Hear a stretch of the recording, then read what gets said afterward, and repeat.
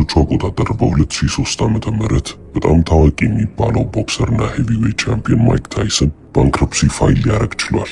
ይህም ማለት ከስር ያለው ከዚህ በላይ ብር የለኝም ብሎ ነው ፋይል ያረገው። እንዲህም ሲል $30 ሚሊዮን ዕዳ ነበረበት።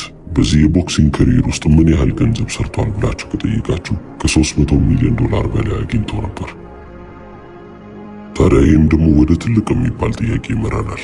ገንዘብ ማለት ምን ማለት ነው? ወደ $300 ሚሊዮን የሰራ ሰው እንዴት ነው $30 ሚሊዮን ዕዳ ውስጥ የሚገባው? ታዲያ ይህንን የገንዘብ ጥያቄ ስንጠይቅ አንድ ነገር መረዳት አለብን። የህይወታችን ሙሉ ዓላማ ማለት ይቻላል እቺን ገንዘብ ሊያዝ አኳየር ላድርግ ወይንም ላጠራቅም የሚል ሆኗል። አሁን የምንኖርባት ዓለም በዚህ መሰረት ነው የምትሄደው። ነገር ግን አሁን ችግሩ እዚህ ጋር አኳየር ማድረጉ ወይንም ያንን ገንዘብ መያዙ አይደለም። የሰው ልጅ የሚፈልገውን ያህል ገንዘብ ካገኘ በኋላ ያንን ገንዘብ መያዝ የማይችል ከሆነ የሚከብደው ከሆነ ጥያቄው መሆን ያለበት የሰው ልጅ እንዴት ነው ተጨማሪ ገንዘብ የሚያገኘው ሳይሆን የሰው ልጅ እንዴት ነው ያለውን ገንዘብ ማኔጅ ማድረግ ያለበት የሚለው ይመስለኛል። ጥናቶች እንደሚያሳዩት ከሆነ 78% የሚሆኑ የአሜሪካ ሰራተኞች ወይንም አሜሪካ ውስጥ የሚሰሩ ሰዎች ከፔይቼክ ወደ ፔይቼክ አይነት ህይወት ነው የሚኖሩት። ቀጣይ ወርን ደሞዝ ሲጠብቁ አንድ ወር ደሞዝ ቢቋረጥ ህይወታቸው ይናጋል። በዓለም ላይም ትልቅ የሚባል ዕዳ ያለባት ሀገር አሜሪካ ነች። እንግዲህ እንደ መንግስት ባለ ዕዳ ናቸው። በተጨማሪም ህዝቦቿም ደግሞ ብዙ ዕዳ አለባቸው። የክሬዲት ካርድ ዴት አናታቸውን እያዞራቸው ነው። ይህንንም ደግሞ አልፈን ወደ ዩኬ ስንሄድ ወደ ኢንግላንድ ስንሄድ የዩኬ ዜጎች በአማካይ የ4264 ፓውንድ ባለ ዕዳ ናቸው ይላል።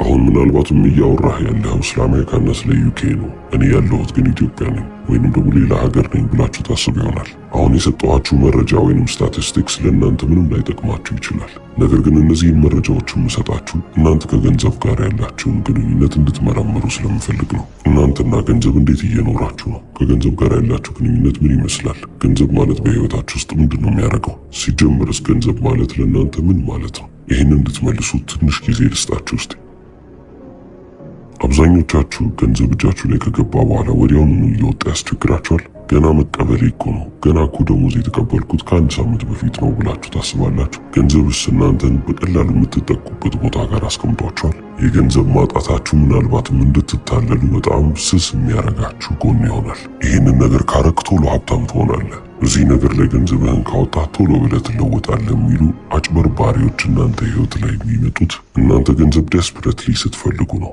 ገንዘብ በግዴታ ያስፈልገኛል፣ ዛሬውኑ ማግኘት አለብኝ ስትሉ ለእንደነዚህ አይነት ማጭበርበሮች በጣም ክፍትና ቀላል ትሆናላችሁ። ስለዚህ አሁን ገንዘብ ምን ማለት ነው የሚለውን እንመልከት። ከባለፈው ቪዲዮዎች ላይም በደንብ እንደተረዳ ነው ገንዘብ ማለት አንድን ዋጋ የሚወክል ነው። አንድ እንቁላል በ20 ብር እገዛለሁ ብላችሁ ካሰባችሁ 20 ብር አውጥታችሁ እንቁላል ስትገዙ እቺ እንቁላል ዋጋዋ 20 ብር ነው ብላችሁ ተመናችሁ ማለት ነው። ታዲያ ይህንን ዋጋ እያንዳንዱ ሰው አያወጣም። ሁሉም ሰው ማርኬቱን ይመለከታል ወይንም ገበያውን ያያል። ያ ማለት አብዛኛው ሰው የሚስማማበት ቫልዩ ይሆናል ማለት ነው። ስለዚህ አሁን እናንተ እዚህ ጋር እንድትይዙልኝ የሚፈልገው ነገር ገንዘብን ከቫልዩ ጋር ወይንም ደግሞ ከዋጋ ጋር እንድታገናኙት ስለምፈልግ ነው። ለምንድን ነው ይህን ያህል አስፈላጊ የሆነው ብላችሁ ከጠየቃችሁኝ ብዙ ጊዜ ገንዘብን ከሞራል ስታንዳርድ ጋር እናገናኘዋለን። ይህ ማለት ገንዘብን ስናስብ ቫልዩን ሳይሆን የምናስበው ሌሎች ሞራላዊ ወይንም ስነ ምግባርና ኤቲካል የሆኑ ነገሮች ነው የምንመለከተው። ስለዚህ አሁን አንድ ሀብታም ሰው መጣ እንበል፣ በጣም ቅንጡ የሚባል መኪና ይዟል። ያለውንም ሀብት ማወቅ እንችላለን ብለን ብናስብ ይህ ሰው ማንን አጭበርብሮ ነው? አይ እድለኛ ስለሆነ ነው፣ ወይንም ደግሞ ይህን ያህል ገንዘብ ከእንደዚህ አይነት ሰው ስለሰረቀ ነው ስለወሰደ ነው ብለን እናስባለን። ስለ ገንዘብ ስናስብ ግን መጀመሪያ አይምሯችን ላይ መምጣት የነበረበት ጥያቄ ምንድን ነው? ቫልዩ ክሬት አድርገዋል ወይ? ዋጋ አምጥተዋል ወይ? ምን አይነት አስፈላጊ ነገር ቢፈጥሩ ወይንም ቢያመጡ ነው በእንደዚህ አይነት ሀብት ሊካሱ የቻሉት ብለን ብንጠይቅ ኖሮ ትልቅ የሚባል አንደርስታንዲንግ፣ ትልቅ የሚባል መረዳትን እናገኝ ነበር። ገንዘብ ማለት ቫልዩ እንደሆነ ከተረዳችሁ ወይንም ደግሞ ዋጋ እንደሆነ ከተረዳችሁ፣ ዋጋ ያለውን ነገር እንደሚወክልም ካወቃችሁ ገንዘብ ለብቻው ክፋት እንዳልሆነ ታውቃላችሁ። ገንዘብ ያለው ሰው ክፉ ነው ወይንም አይጸድቅም የሚባል አባባል አለ አይደል? አንድ ሰው ክፉ የሚሆነው ገንዘብ ስላለው ወይንም ስለሌለው አይደለም። አንድ ድሃ ክፉ ካለ ሀብታምም ሲሆን ክፉ ነው የሚሆነው። ሀብታም ክፉ ካለ ድሃም ቢሆን ክፉ ነው የሚሆነው። ከገንዘብ ጋር ወይንም ካላቸው ሀብት ጋር የሚያገናኛቸው ምንም አይነት ነገር የለም። ገንዘብ ልክ እንደ አምፕሊፋየር ነው እናንተ የሆናችሁትን አጉልቶ የሚያሳየው። ከድሮም ጀምሮ ክፉ ከሆናችሁ ገንዘብ ሲኖራችሁ የለየለት ክፉ ነው የምትሆኑት እንጂ ሌላ ምንም የሚመጣላችሁ ወይንም የሚቀይራችሁ ነገር የለም። ብዙ ጊዜ ይሄ ሰውዬ ገንዘብ ካገኘ በኋላ ተለወጠ፣ ተቀየረ ይሉታል። ያ ሰው አልተቀየረም፣ የበለጠ ራሱን እየሆነ ነው ሄደው። ያ ሰው ያለው ሀብት ማንነቱን እንዲያሳይ የበለጠ ፈቀደለት ማለት ነው። ስለዚህ ገንዘብ እናንተ የበለጠ ራሳችሁን ኤክስፕረስ እንድታደርጉ የሚፈቅድላችሁ ነገር ነው፣ እንድትገልጡና የምርም ትክክለኛ ማንነታችሁ እንዲታይ የሚያደርግ ነገር ነው ካልን ታዲያ አሁን ከገንዘብ ጋር ያላችሁስ ግንኙነት ምን ይመስላል የሚለውን ጥያቄ መጠየቅ አለብን። ምክንያቱም አብዛኞቻችን ከደሞዝ የሚመጣውን ገንዘብ እየጠበቅን የምንኖር ከሆነ ገንዘብ ማለት ቫልዩ አለው ወይንም ደግሞ ከቫልዩ ጋር መገናኘት አለበት ብዬ የምነግራችሁ ነገር ለእናንተ ያን ያህል ጥቅም ያለው ምክር አይሆንም። ወይንም መሬት ላይ አውርዳችሁ ይሄንን ተገብረዋለሁ የምትሉት ምክር አይሆንም። ስለዚህ ከገንዘብ ጋር ያለንን ግንኙነት እንፈትሽ። ገንዘብ ወደ ህይወታችሁ ይገባል፣ ከዛም ተመልሶ ይወጣል። ኢንካም እና ኤክስፐንስ ይባላል፣ ገቢና ወጪ። ነገር ግን የተሻሉ ቃላቶችን ብንጠቀም የበለጠ እንረዳዋለን ወይንም ጉዳዩን ያስረዳል ማለት እንችላለን። የመጀመሪያው ፕሮዳክሽን ነው፣ ሁለተኛው ኮንሰምፕሽን። አንደኛው የምናመርተው ነገር ነው፣ ሁለተኛው ደግሞ የሚያስፈልገን ወይንም የምንወስደው ነገር ነው። ገንዘብ ወደ ህይወታችን ሲገባ አብዛኛውን ጊዜ የሆነ ቫልዩ ስላስቀመጥን ነው ወይንም የሆነ ዋጋ ስላቀረብን ነው፣ ፕሮዳክሽን ማለት ነው። ለአብዛኞቻችን ይህ ቫልዩ ይሄ ዋጋ ያለው ነገር ሰዓታችን ይሆናል። ስለዚህ ሰዓታችንን እንገብራለን፣ እነሱም በምላሽ ገንዘብ ይሰጡናል። ታዲያ ኮንሰምፕሽን የሚባለው ወይንም ደግሞ እኛ የምንጠቀመው ነገር ሲኖር ደግሞ ገንዘብ መውጣቱ አይቀርም። ለምሳሌ ለቤት ኪራይ፣ መኪና ከሌላችሁም ለትራንስፖርት አሊያም ደግሞ ለውሃ፣ ለመብራት፣ እነዚህ ነገሮች እንዳለ እናንተ ኮንሱም የምታረጉት የምትጠቀሙት ነገር ነው። ታዲያ ቆም ብላችሁ እስከ ዛሬ ድረስ በህይወት ዘመናችሁ ያገኛችሁትን ገንዘብ ቁጭ ብላችሁ እንድታስሉ ፈልጋለሁ። ከዛ ሁሉ ገንዘብ ውስጥ ምን ያህሉ ነው ትክክለኛ ቦታ ላይ ያለው? ምን ያህል ነው ንብረት ላይ ወይንም ደግሞ ኢንቨስትመንት ላይ ጥሩ ቦታ ላይ አለ? አሁንም ድረስ ሀብቴን እየጨመረ ነው የሚያስብል ቦታ ላይ ያለው ምን ያህሉ ይሆናል? በህይወታችሁ ውስጥም ያለውን ሁለቱንም ገጽ መመልከት አለባችሁ። ፕሮዳክሽኑንም ኮንሰምፕሽኑንም። ምን ያህል ነው ፕሮዲውስ የምታደርጉት? ምን ያህል ነው ኮንሱም የምታደርጉት? ሁለቱም ተመጣጥነዋል ወይስ አንዱ ከአንዱ ይበልጣል? እነዚህን ነገሮች ልብ እንድትሉና እንድታስተውሉ እፈልጋለሁ። ምክንያቱም ኮንሰምፕሽን ወይንም ደግሞ የምትጠቀሙት ነገር ከፕሮዳክሽን በላይ ከሆነ በቃ እናንተ ለኪሳራ ለድህነት የሆናችሁ ሰዎች ናቸው። ምክንያቱም አሁን ላይ ድሃ ባትሆኑም ወደፊት መሆናቸው አይቀርም። አሜሪካ ውስጥ በአመት $100,000 መስራት ማለት 6 ፊገርስ ይባላል። በጣም ትልቅ ነው አይደለ? አቨሬጅ ከሚባለው በአማካይ ከሚባለው ቢያንስ $30,000 እና $40,000 በላይ ጭማሪ ያለው። ታዲያ 10 ሰው በአመት $100,000 አሜሪካ ውስጥ ቢያገኝ ከ10ሩ አንዱ አሁንም ፔይቸክ እየኖረ ነው ይላል ጥናቱ። ይህ ማለት አንድ ወር ደሞዝ ቢቋረጥ ወይንም ደግሞ ትንሽ ቀን ቢዘገይ የዛ ሰው ህይወት ሙሉ ለሙሉ ይናጋል፣ አይችለውም። የወሩን ነው እየኖረ ያለው ማለት ነው። ታዲያ ይህን ያህል ገንዘብ እያገኘ አንድ ሰው እንዴት ገንዘብ ሊያጣ ይችላል የሚለውን ጥያቄ መጠየቅ አለብን። መልሱም ደግሞ ቀላል ነው። ኮንሰምፕሽን ከፕሮዳክሽን በልጧል። በህይወት ውስጥ በወር ውስጥ የሚፈልጋቸው የሚጠቀማቸው ነገሮች ፕሮዲውስ ከሚያደርገው ከሚያመርተው ካመጣው ዋጋ በላይ የሆኑ ነገሮች ናቸው። ስለዚህ አሁን ይህ ሰው ፕሮዳክሽኑን ከማስተካከል ይልቅ እንዴት ነው ገንዘብ እየጨመርኩ ሊሄድ የምችለው የሚለው ነገር ከማሰቡ በፊት እንዴት ነው የሚመጣውን ገንዘብ እንደሚሆነኝ አድርጌ ሊይዝ የምችለው የሚለውን ማስተካከል አለበት። በጣም ብዙ ታዋቂ አክተሮችን፣ አትሌቶችን፣ ስፖርተኞችን ተመልክተናል። በጣም ብዙ $1,000,000 ያገኙ አንዴ ጡረታ ከወጡ በኋላ ወይንም ስፖርት መጫወት ካቆሙ በኋላ ስራቸው ካለፈ በኋላ ግን ሙሉ ለሙሉ ከስር ያለው ብለው ድሃ እንደሆኑ የሚታወቅባቸዋል። ታዲያ አሁን ከነዚህ ሰዎች ምንድነው መማር የምንችለው? ምንም ያህል $1,000,000 ብንሰራ ኮንሰምፕሽናችን ካልተስተካከለ፣ ኮንሱም የምናደርገው የምንወስደው የሚያስፈልገን ብለን የምናስበው ነገር የተጣራና የተጠና ካልሆነ ምንም ያህል ፕሮዲውስ ብናደርግ፣ ምንም ያህል ገንዘብ ብናመጣ ያ ገንዘብ እጃችን ላይ አይቀመጥም። ምክንያቱም የኮንሰምፕሽን ችግር አለ። ብዙ ጊዜ ራት ሬስ ብለው የሚጠሩት ነገር አለ። አብዛኛውን ጊዜ ሪፈር የሚደረገው የቅጥር ስራ ነው። ጠዋት 2 ሰዓት ትገባላችሁ፣ ማታ 11 ሰዓት ትወጣላችሁ። ይህንን ራት ሬስ ይሉታል። ነገር ግን ይሄ ትክክለኛ ዴፊኒሽን ነው ብዬ አላምንም። ምክንያቱም ስራቸውን ወደው የሚሰሩ ሰዎች አሉ። ስለዚህ እነሱ ታስረዋሉ ለማለት ይከብዳል። ራት ሬስ ውስጥ ያሉት ወይንም እዚህ የአይጥ ሩጫ ውስጥ ያሉ ሰዎች ብዙ ጊዜ ከወር ወደ ወር ገንዘብ የማይበቃቸው ሰዎች ናቸው። ቅድም ያልኳችሁ ፔይቼክ የሚጠብቁ ሰዎች ማለት ነው። ደሞዛችሁ እጃችሁ ላይ ገብቶ በ3 በ4 ቀን የሚጠፋ ከሆነ በሳምንት የሚጠፋ ከሆነ you're living on the edge ይሉታል።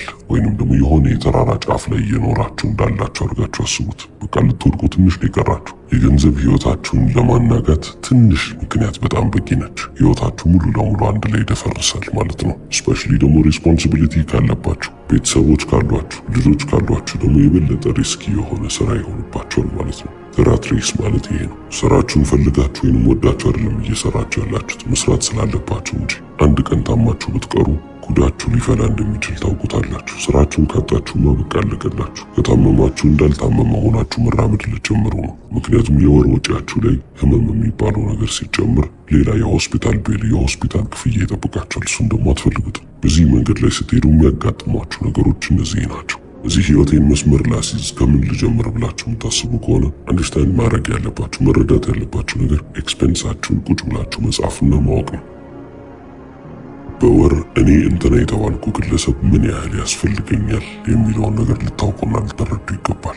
ራሳችሁን የምትረዱበት የምታውቁበት መንገድ ማለት ነው። ምክንያቱም እናንተ ኮንሱመር ናችሁ። እዚህ ዓለም ላይ ያስፈልገኛል ብላችሁ የምትገዟቸው ነገሮች አሉ።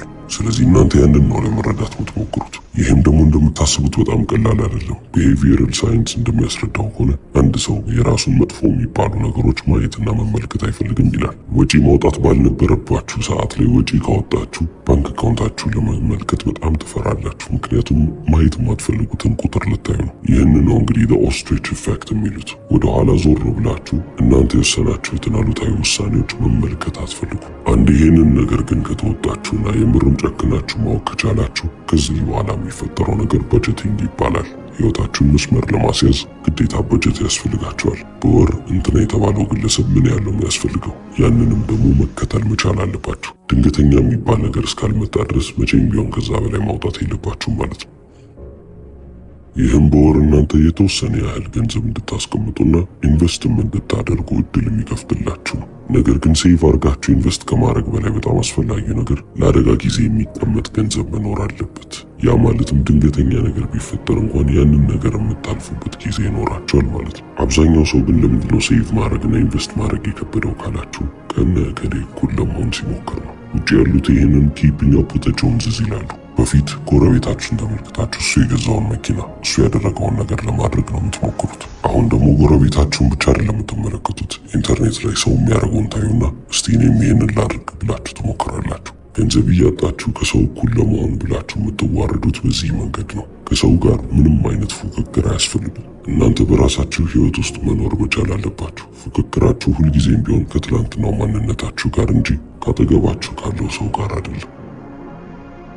አሁን ታዲያ ስለ ገንዘብ ምክር ልትፈልጉ ዩቲዩብን ብትከፍቱ አብዛኛው ምክር ስለ ኮንሰምፕሽን ነው። እንዴት ቆጥባችሁ መኖር እንዳለባችሁ፣ እንዴት በሲስተም መኖር እንዳለባችሁ ይነግሯችኋል። እሺ አንዴ እሱን አወኩ። ስለ ፕሮዳክሽን ልወቅ ካላችሁ ግን ብዙ የሚመክራችሁ ሰው አታገኙ። ለምን ብለን ከጠየቅንም ደግሞ አሳማኝ ምክንያት የምናገኝ መሰለኝ። አብዛኛው ሰው ኮንሱም የሚያደርገው ወይንም በየወሩ የሚያስፈልገኝ ነገር ነው ብሎ የሚያስበው ነገር ከሞላ ጎደል ተመሳሳይ ነው ማለት ይቻላል። ስለዚህ ብርህን ቆጥብ፣ የገቢህን 10% እዚች አካውንት ውስጥ ክተት፣ ከዛ በኋላ እነዚህን እንደዚህ አድርግ ተብሎ ምክር ሲሰጥ ሁሉም ሰው መስማትና መተግበር የሚችለው ነገር ነው። ፕሮዳክሽን ላይ ግን ስንመጣ ሁሉም ሰው በጋራ የሚተገብረው ነገር የለም። ምክንያቱም ሁሉም ሰው ተመሳሳይ ቫልዩ ሊያቀርብ አይችልም፣ ወይንም አንድ የሚባል ዋጋ ሊሰጥ አይችልም። ስለዚህ እናንተም የራሳችሁን የግል ቫልዩአችሁን ትፈልጋላችሁ ማለት ነው። ምክንያቱም ገንዘብ ማለት ዋጋ ነው ብለናል። ዋጋ ያለውን ነገር ካመጣችሁ ገንዘብ አላችሁ ማለት ነው። ስለዚህ ዋጋ ያለውን ነገር ደግሞ እንዴት ነው የምታገኙት?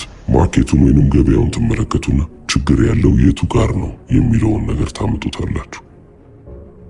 አንዴ ችግሩን ከተረዳችሁ በኋላ ለዛ ችግር መፍትሄ ይዛችሁ ትመጣላችሁ። መፍትሄውም ደግሞ በቻላችሁት አቅም ብዙ ሰው ጋር ሊደርስ ማድረግ ከቻላችሁ፣ ብዙ ሰው በእናንተ መፍትሄ እየተጠቀመ ከመጣ የምታገኙትም የገንዘብ መጠን በዛው ልክ ብዙ እየሆነ ይሄዳል ማለት ነው። ስራ ፈጣሪነት ማለት እኮ ይሄ ነው። አንድ ሰው የሆነ ችግርን ይመለከታል፣ ለዚህ ችግር መፍትሄ ላምጣ ይላል። ያንንም መፍትሄ ደግሞ ለብዙ ሰው ተደራሽ እያደረገው ከሄደ ያ ሰው ፕሮዲውስ የሚያደርገው ነገር በጣም በእጅጉ ከፍ እያለ ይመጣል ማለት ነው። መቼም ቢሆን ከኮንሰምፕሽን ጋር ሊፎካከር በማይችልበት ሁኔታ ሀገራችን ውስጥ ያለውን አንድ ድርጅት እንመልከት፣ ራይድ። እንግዲህ የትራንስፖርቴሽን ችግርን ነው የቀረፈችው። እሷ ያንን ችግር ስትቀርፍ የቀረፈችላቸውን ሰዎች ቁጥር ማሰብ አለባቸው። አዲስ አበባ ውስጥ ምን ያህል ሰዎች ናቸው በራይድ አፕሊኬሽን የሚንቀሳቀሱት ካላችሁ በጣም ብዙ ነው አይደለ?